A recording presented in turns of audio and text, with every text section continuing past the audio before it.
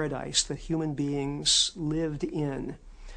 And for very many cultures, that original paradise is translated or transferred also to the afterlife, so that when people die, they can return to that original paradisal situation. And even in the Judeo-Christian tradition, it's the idea of the original Eden and the heavenly afterlife are directly connected. Do all the exploring you want, all the drilling into the earth you want, you're not going to find hell. You can take spaceships out, you're not going to find heaven. They're not physical places. The reality of heaven is that you are there with God, in love with God. God is in love with you. You're in love with everyone else in heaven. And it's this wonderful tapestry of light, and it keeps opening out and out and out. And for those who aren't sure they qualify, most Christian churches offer a means to elude hell. Well, oftentimes people say, why doesn't God reform people rather than punishment? And the answer to that is, he's trying. That's what life is about. Life is the reformatory.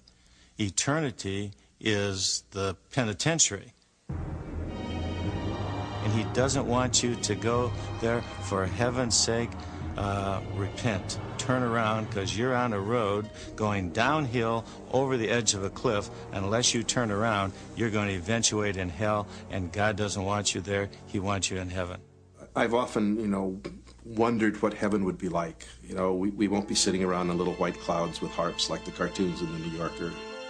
One theological way of thinking about it is to say that heaven and hell are not really parallel concepts, that God raises the just to life, and those who die in their sins simply cease to exist.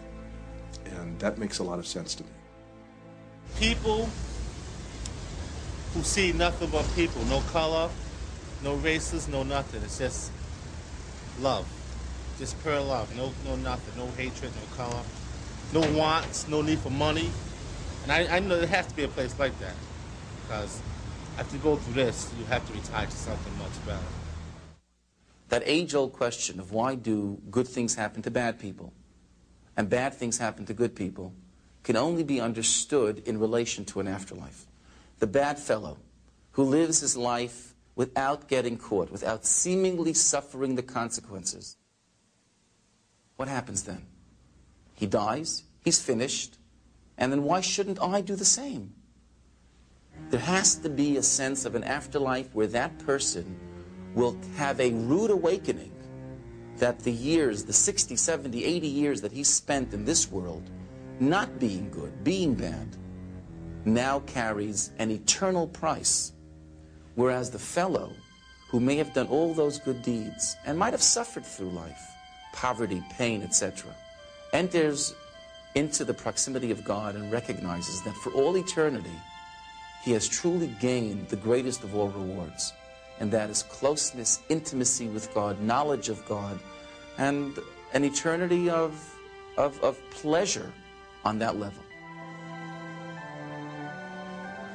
So far, there has been no scientific evidence to support the existence of a heaven, hell, or God. Yet most people on the planet believe we live on in some form after we die. Do we really want to know now what will happen then?